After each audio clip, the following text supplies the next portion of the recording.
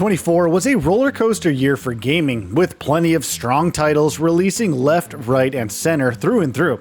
We got to experience some pretty good remakes, including but not limited to Silent Hill 2 and Rebirth, alongside exciting new IPs like Black Myth Wukong and sequels like Helldivers 2. 2025 too has also gotten off to a solid but slow start, with games like Kingdom Come Deliverance 2, Dynasty Warriors Origins, Monster Hunter Wilds, and Sniper Elite Resistance leading the charge. As we move into the second quarter of 2025, there are a whole bunch of new games to look forward to and get excited about. Hack and slash games seem to be on a sort of a resurgence as of late, with IPs like Ninja Gaiden returning after a long hiatus. Of course, many new developers are also taking charge and coming up with new games of this ilk, which also includes Nomadic Games' Burning Sword Death Sun. Currently slated to release sometime in Q1 2025, but seems like it could be delayed, Burning Sword Death Sun could very well turn out to be one of the biggest games this year.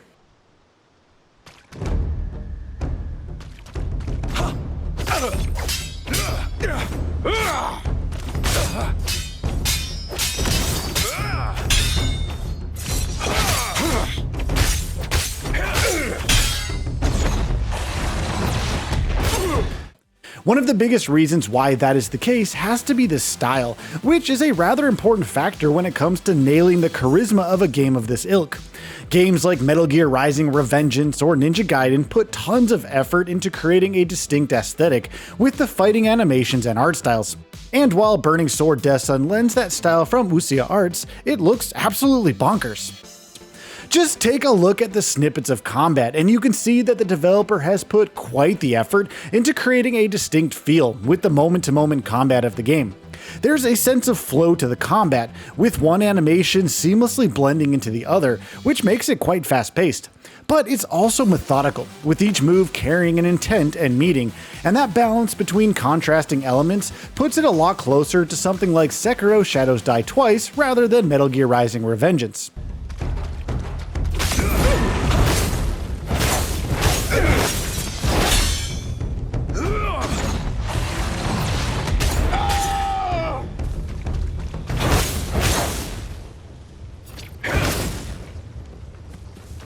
Then there are the animations at play, which also blend sophistication with acrobatics, in a way that feels pretty authentic for a game inspired by martial arts. Again, that's also pretty fitting for such a combat loop that blends methodical play with smooth flowing fast-paced combat.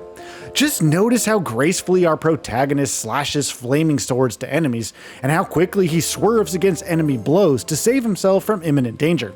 Nomadic also nails the impact of these blows, with enemies and the player also breaking stances immediately after getting hit by a strong attack.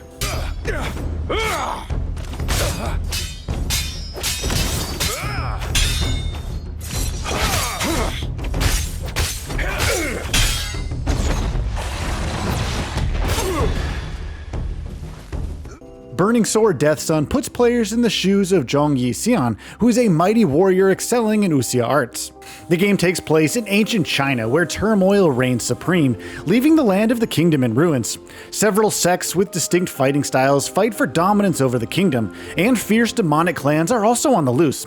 Our protagonist, Zhong Yixian, is also the leader of one such Crimson Dust demon sect, hailing from the darkest depths of hell, and has a singular purpose of battling the supreme leader Geo Tianqi, who killed his family. While this is a very surface-level exposition of the game's narrative, it seems quite evident that the story wouldn't be something to write home about with its over-reliance on genre tropes. But that's not the end of the world for Burning Sword Death Sun, as having a minimal narrative might just work wonders for its case. Instead of subjecting players to a story that's just not engaging at all, Burning Sword could just use those devices to get players from point A to point B, and spend most of its development efforts on what actually matters, the combat.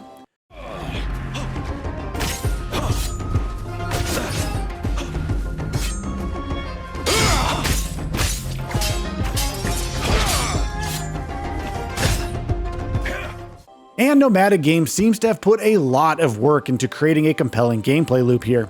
Burning Sword's combat starts out rather simple, with the protagonist just being able to switch between light and heavy attacks, and dodge incoming enemy attacks.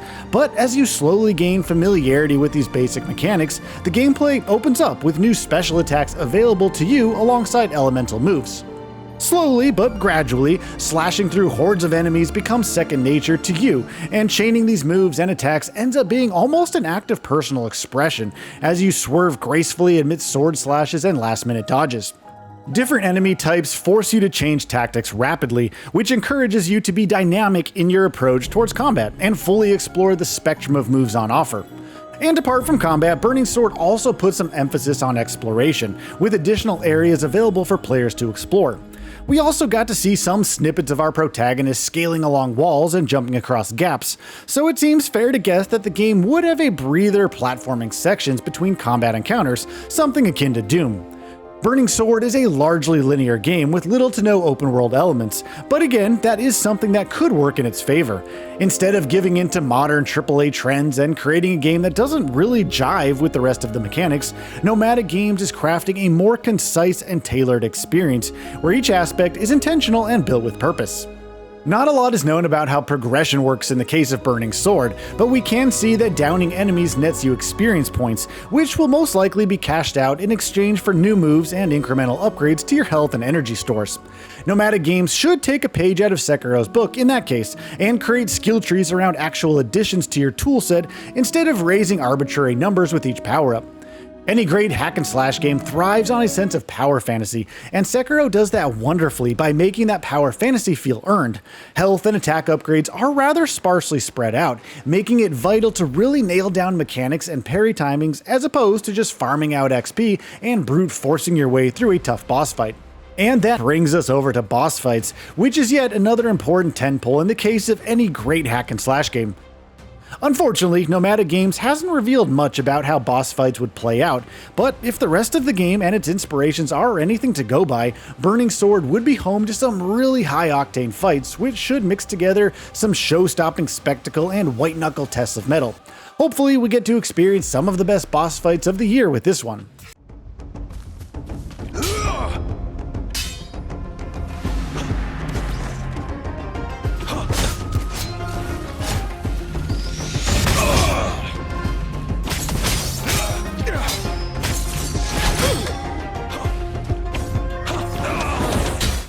The visuals are also a big drawing factor in the case of Burning Sword Death Sun.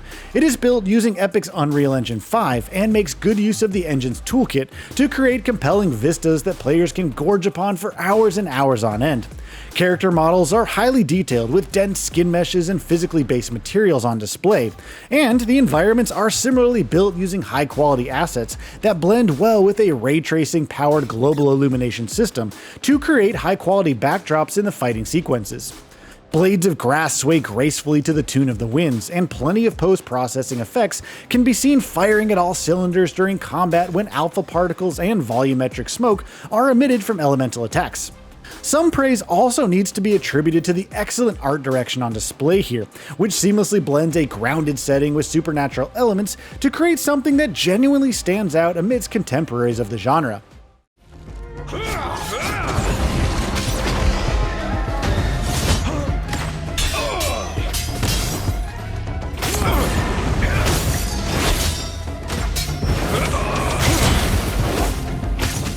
As noted earlier, Burning Sword Death Sun was targeting a Q1 2025 release date. However, since we are already in the final month of Q1 and with no release date in sight, it's likely the game has been delayed. No new release window has been communicated at the time of this writing, so we are hopeful that the developers will be using the additional time to further polish the game and its mechanics. So, in conclusion, Burning Sword Death Sun does have quite a few things going for it. Firstly, Nomadic Games is certainly passionate about this project, and the accurate depiction of Usia arts and the attention to detail in the visuals is clearly indicative of that passion. Secondly, the recently released demo on Steam also gives players a taste of what's in store, along with some confidence on what the developer is trying to achieve with this release. Hopefully, Nomadic Games will take those strengths and craft something that can live up to the potential that is showcasing with its trailers and the recently released demo.